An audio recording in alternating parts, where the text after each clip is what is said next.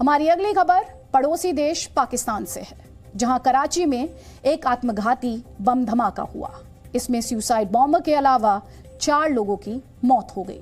इनमें 3 चीन के नागरिक हैं। इस सुसाइड अटैक का सीसीटीवी वीडियो सामने आया है। इसमें महिला सुसाइड बॉम्बर को साफ देखा जा सकता है। ये वीडियो कराची यूनिवर्सिटी के कैंपस का है, जहां ये महिला मानव बम सड़क के किनारे एक मोड़ पर खड़ी है। ये घात लगाए उस वैन का इंतजार कर रही है जिसमें चीन के नागरिक आ रहे थे।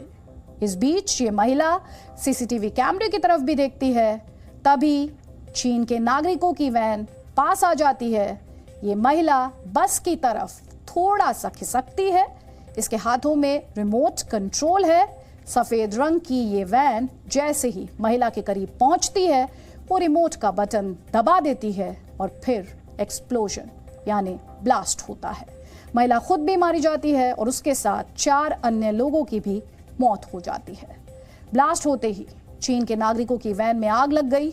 आग की लपटें दूर तक देखी गई। कुछ ही देर में वैन पूरी तरह से जल गई। इस हमले की जिम्मेदारी बलोच लिबरेशन आर्मी यानी BLA ने ली है। जिस सुसाइड बॉम्बर को आपने सीसीटीवी फुटेज में देखा, उसकी तस्वीर आपके सामने हम लाएंगे। इस महिला का नाम अब आप अपने स्क्रीन पर देख पा रहे हैं, शारी बलोच उर्फ ब्रम्स। ये बलोच लिबरेशन आर्मी की मजीद ब्रिगेड की सदस्य बताई जा रही है। ब्लास्ट के बाद पाकिस्तान के प्रधानमंत्री शहबाज शरीफ चीन के दूतावास पहुंचे और दुख जताया। पाकिस्तान में बम धमाकों की खबर अक्सर आती है, लेकिन क्या पाकिस्तान के प्रधानमंत्री शहबाज शरीफ वहां शोक और संवेदना जताने जाते हैं? ये अपने आप में एक बड़ा सवाल है। तस्वीरें आपके स्क्रीन पर हैं कि किस तरह से इस सुसाइड बॉम्बर ने इस धमाके को अंजाम दिया। कराची यूनिवर्सिटी के पास ये धमाका हमने आपको दिखाया। हमने आपको बताया था कि कैसे जब महिला रिमोट का बटन दबाती है तो ब्लास्ट होता है। ये वो सीसीटीवी फुटेज तो थोड़ी देर पहले भी हमने आपको दिखाई थी। इसमें आप जिस महिला को देख रहे हैं, दरअसल ये एक सुसाइड बॉम्बर है और इस वैन के पास आने का इंतज़ार कर रही है, जो आपको इस वक्त इस तस्वीर में उससे थोड़ी दूर दिखाई देती है। जैसे ही ये वैन महिला के करीब आती है, महिला रिमोट का बटन दबा देती है और उसके बाद एक्सप्लोजन यानी धमाका होता है, जो कि आप अभी इस तस्वीर में देख पाएंगे। ये वो एक्सप्लोजन जिसका जिक्र हमने किया। एक्सप्लोजन के बाद वैन में आग की ऊंची ऊंची लपटें और धुआं साफ तौर पर देखा जा सकता है।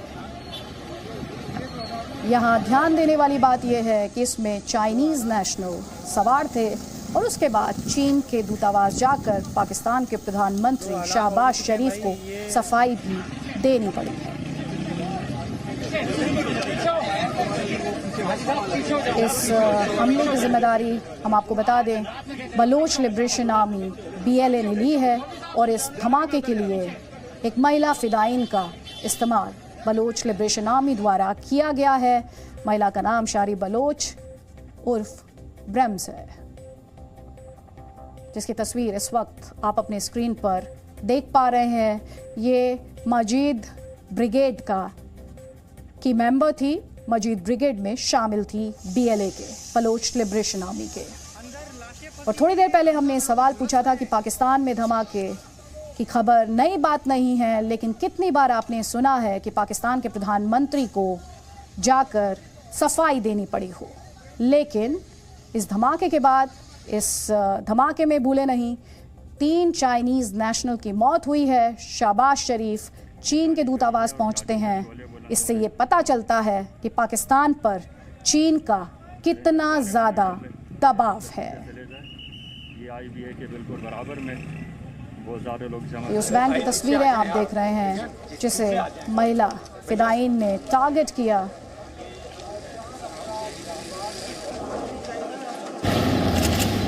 The loss of life of innocent people, including our great Chinese friends.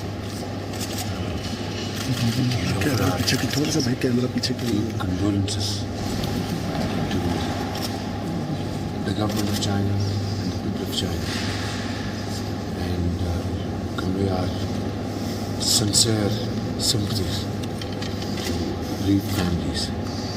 I want to assure you, on my behalf and on behalf of the government of Pakistan and the people of Pakistan, that we will hunt down these perpetrators, culprits, killers, and will not rest until we have caught them and given them exemplary punishment.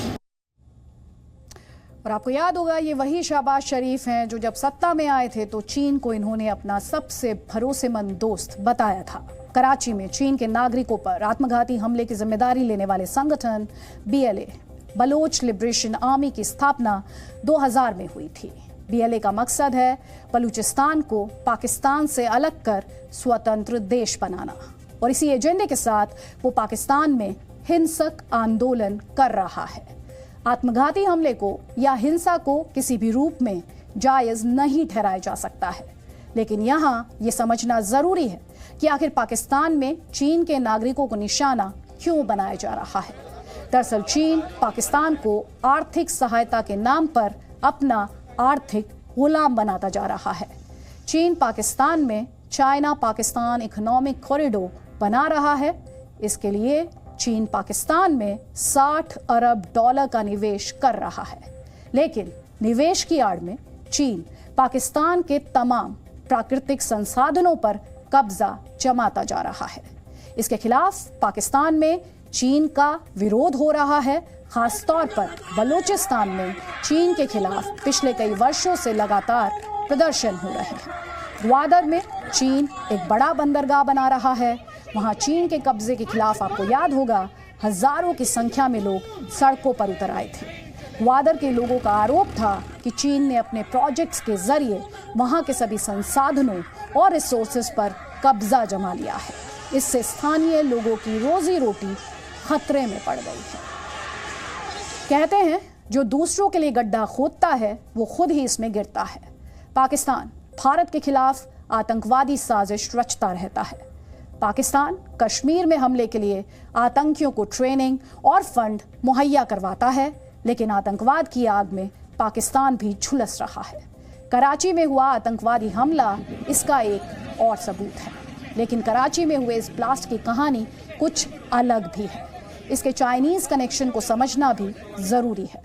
इस आत्मघाती हमले में 4 ऐसी बातें हैं जो चीन के साथ उसके संबंध को साबित करती हैं। पहली बात, ये धमाका चीन के नागरिकों की वैन को निशाना बनाकर किया गया। दूसरी बात, इसमें चीन के 3 नागरिकों की मौत हुई, जिनमें 2 महिलाएं थीं। वैन के ड्राइवर को छोड़कर सारे मृतक चाइनीज नागरिक थे। तीसरी बात, चीन ने कराची यूनिवर्सिटी में एक संस्थान बनाया है जिसका नाम है कन्फ्यूशियस इंस्टीट्यूट। यहाँ चाइनीज भाषा की शिक्षा दी जाती है। आत्मघाती हमला आपको बता दें इसी संस्थान के पास हुआ है और मारे गए लोगों में इस संस्थान के डायरेक्टर भी शामिल हैं। चौथी बात यह है कि सुसाइड अटैक की जिम्मेदारी लेने वाला संगठन बलोच लिबरेशन आर्मी यानी BLA लगातार पाकिस्तान में चीन की दखलंदाजी का विरोध करता रहा है। वैसे ये पहला मौका नहीं है जब पाकिस्तान में चीन के नागरिकों को निशाना बनाकर हमले किए गए हों। अगस्त 2021 में ग्वादर में चीन के नागरिकों को ले जा रही गाड़ी पर हमला हुआ था। जुलाई 2021 में उत्तर पश्चिमी पाकिस्तान में आत्मघाती हमले में चीन के 9 नागरिक मारे गए। नवंबर 2018 में कराची में चीन के कॉन्सुलेट पर हमला किया गया, जिसमें 4 लोगों की मौत हो गई। अक्टूबर 2018 में भी बलूचिस्तान में चीन के इंजीनियर्स की बस पर हमला किया गया। जून 2020 में कराची में पाकिस्तान स्टॉक एक्सचेंज पर हमला किया गया। इस स्टॉक एक्सचेंज में चीन की कंपनियों की बड़ी हिस्सेदारी है। Presenting B News app available on Google Play and App Store. Download it now.